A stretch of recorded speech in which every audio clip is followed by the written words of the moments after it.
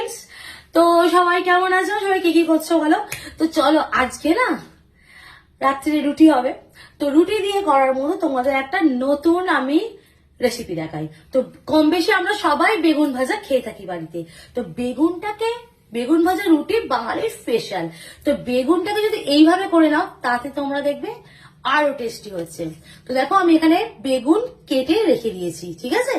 বেগুন কেটে দিয়েছি। এবার বেগুনটাকে আমি কি কি মাখাবো দেখো। বেগুনের মধ্যে আমি মাখিয়ে নিয়েছি নুন, হলুদ আর অল্প চিনি। তো আমি বেগুনে নুন দিয়ে দিলাম।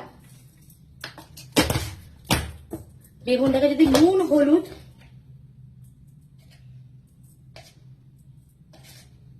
আগে থেকে বেগুনটাতে নুন হলুদ মাখিয়ে রেখে দিতে হবে।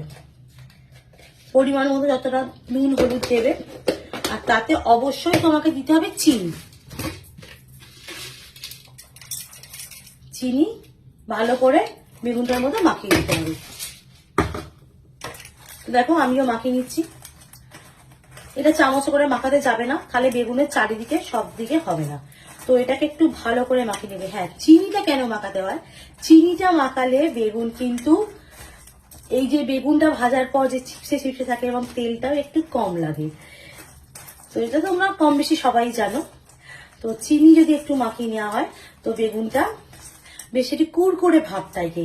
কুড়কুড়ে বলতে ওই পকোড়ার মতো কুড়কুড়ে নয়, কিন্তু একটু মানে ওই যে একটা অয়েলি ভাব, যে বেগুনটা রান্নার পর যে অয়েলটা সোক করে নেয় ওরকম থাকে না। বেগুনটা শক্ত শক্ত এরকম টাইট টাইট থেকে যায়। তো দেখো এই নুন হলুদ মাখিয়ে নিলাম আমি বেগুনটা। এবার এটাকে আমি রাখছি, তারপর নেক্সটটা তোমাদের দেখাচ্ছি। বেগুন ভাজা রেসিপি, সান্তনা স্পেশাল বেগুন ভাজা রেসিপি। তার জন্য আমি নিয়ে নিয়েছি পেঁয়াজ কুচি, টমেটো কুচি, আদা, রসুন আর ধনেপাতা, করিয়েন্ডার লিভ শীতকালের জন্য স্পেশাল। ওকে, তো এই আদা রসুনটাকে তোমরা চাচুনি করে ছেঁচে নিতে পারো বা কুচি কুচি করে কেটেও নিতে পারো। তো এটা আমি কুচি কুচি করে কেটে নিয়েছি। তোমরা তখন দেখতে থাকো। আমার বেগুনটা ওখানে মাখানো আছে নুন হলুদ, আর এদিকে ওটা 5 থেকে 10 মিনিট মেখে নিতে হবে। তো দেখো 5 মিনিট পর ফিরে এলাম। তোমাদের বলেছিলাম বেগুনটাকে আমি যে নুন হলুদ আর চিনি মাখিয়ে রেখেছিলাম। তো এটা 5 মিনিট পর মাখিয়ে রাখার পর আমি এবার কড়াতে তেল দিয়ে দিয়েছি। কড়াতে আমি তেল দিয়ে দিয়েছি। এবার এই বেগুনটা আমি ভেজে নেব, একটা একটা করে বেগুনটা ভেজে নেব।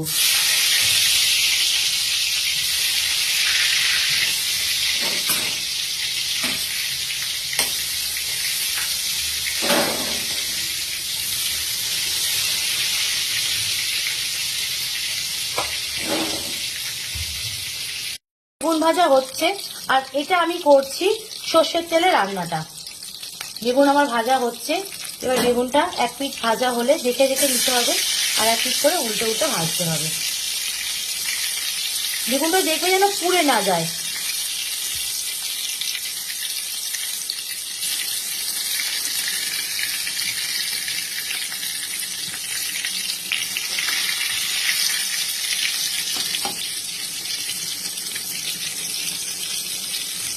তো শীতের বেগুনে একটু তেল টানে, কিন্তু দেখো আমি যে তেলটা দিয়েছি, যেহেতু বেগুনটার মধ্যে আমি চিনি মাখিয়ে রেখেছিলাম, তো তেলটা কিন্তু খুব একটা টেনে নিচ্ছে না। নাহলে এতক্ষণে বেগুনটা দেওয়ার পরই তেলটা পুরোপুরি টেনে নিত।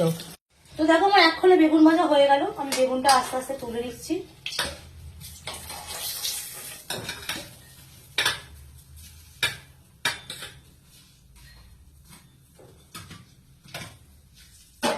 তো দেখো তোমরা বেগুনটা যেমন বলেছিলাম ন্যাপতাবে না চিনি দিলে, সেরকম দেখো বেগুনটা কিন্তু একটু ন্যাপতায়নি। তো আমি আর এক খোলা বেগুন দিয়ে দিই কড়া।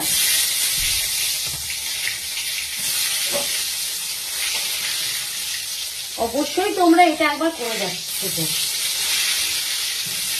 রুটি দিয়ে না গরম গরম বেগুন ভাজা আমাদের সবার ভালো লাগে। আর যদি এই পদ্ধতিটা আমরা করে খাই তো জাস্ট শীতে বেগুন ভাজা রুটি একদম জমে খির। তো এটা বেগুন ভাজাটা, এটা যেহেতু আমি তৈরি করেছি তো আমি নাম দিয়েছি তো এটা সান্তনা স্পেশাল বেগুন ভাজা, যেটা তুমি বললাম আমি নাম দিয়েছি। তো দেখো এবার আমি কড়াতে তেলের মধ্যে দিয়ে দিচ্ছি পেঁয়াজ কুচি। বেগুনটা নামিয়ে রাখার পর আমি কড়ার তেলের মধ্যে দিয়ে দিলাম পেঁয়াজ কুচি।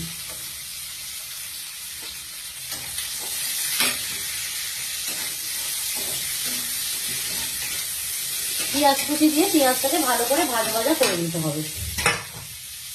তো পেঁয়াজটা ভাজা ভাজা হচ্ছে, পেঁয়াজটা পুরো তোমাদের দেখতে হবে যেন ব্রাউন ফ্রাই হয়। পেঁয়াজ সবসময় আমার তোমরা সবাই জানো আমি স্ট্যান্ডে লাগিয়ে এইভাবে ভিডিও করি।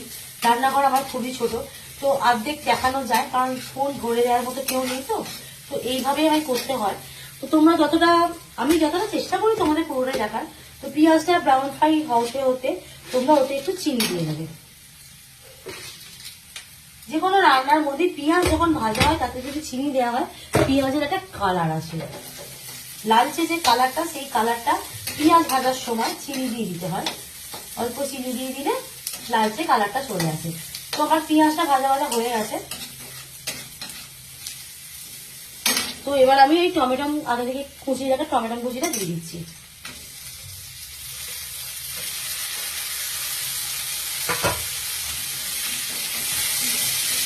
টমেটো কুচিটা দিয়ে নাড়তে থাকবো। তারপর যে আদা রসুন তোমায় রেখে দিলাম সেটা দেখো কুচি কুচি করে একদম ছেঁচে নিয়েছি, আদা রসুন বাটা। আর আমি সঙ্গে নিয়ে নিয়েছি যে কাঁচা লঙ্কা কুচি। তো এগুলোকে দিয়েও কড়াতে দিয়ে নাড়তে থাকবো।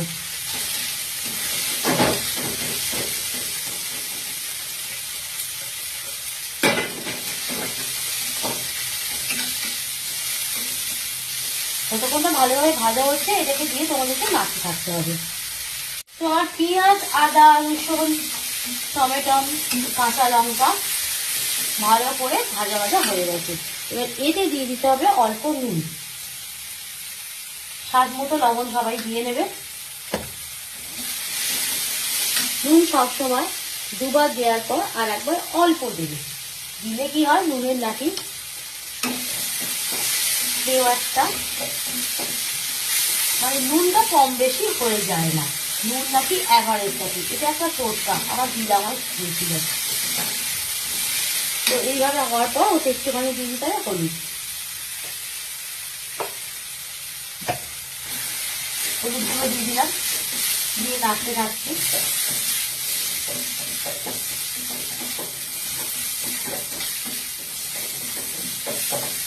এবার একটু কালারের জন্য আমি জাস্ট দিয়ে নেবো একটু কাশ্মীরি লঙ্কার গুঁড়ো, কারণ কাঁচা লঙ্কা আমি দিয়েছি এবং ঝাল আমি একটু কমই খাই। তো কাশ্মীরি লঙ্কার গুঁড়োটা জাস্ট কালারের জন্য একটু ওপর থেকে দিয়ে নিলাম, দিয়ে নাড়তে থাকতে হবে।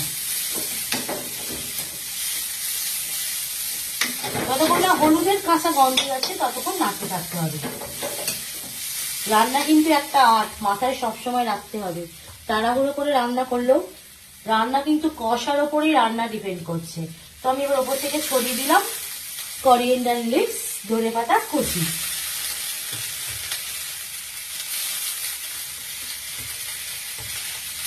তো ধনেপাতাটা কুচিগুলো দিয়ে একটু ভালোভাবে নেড়ে চেড়ে নিতে হবে। বন্ধুরা দেখো আমার মশলা কষানো কমপ্লিট। তো এবার যেটা হচ্ছে তোমাদের গ্যাসের ফ্লেমটা বন্ধ করে দিতে হবে। তো আমার মশলা কষানো পুরোপুরি কমপ্লিট। এবার এই মশলাটা আস্তে আস্তে তোমাদের বেগুনটার ওপরে ঢেলে দিতে হবে। এতে কিন্তু আর বেগুনটা দেবে না, বেগুন আমাদের ভাজা হয়ে গেছে। এই কষানো মশলাটা বেগুনের ওপর ঢেলে দিতে হবে। তো দেখো রেডি, দেখা যাক কেমন টেস্ট হয়েছে সান্তনা স্পেশাল বেগুন ভাজা। খেতে কিরকম হয়েছে দেখি। রুটি দিয়ে গরম গরম রুটির সাথে এই বেগুন ভাজাটা দারুণ লাগে। জাস্ট মাইন্ড ব্লোয়িং, দারুণ হয়েছে দারুণ। তোমরা সবাই স্টার্ট করে ফেলো আর সবাই এই রেসিপিটা বানিয়ে আমাকে কমেন্টসে জানিও যে কিরকম হয়েছে। অবশ্যই একবার করে খেয়ে দেখো। ওকে সবাই চলো, টাটা।